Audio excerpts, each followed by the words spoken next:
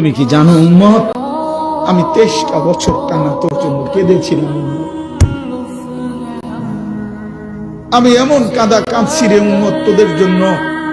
এশার নামাজের পরে দাঁড়াইছি, ফজরের আজান পর্যন্ত আমি আমার মালিকের কাছে তোদের জন্য, উম্মতের জন্য চোখের পানি ফেলে কাঁদছিলাম। আমার এত চোখের পানি তোর দিল গলাইতে পারলো না। আমি তায়েফের পাথরের আঘাতে আমার পিঠটা চালনির মতো ছিদ্র ছিদ্র হয়ে গেছে রক্তে। আমি বুকে পেটে 2টা পাথর বাঁধছি ক্ষুধার কষ্টে।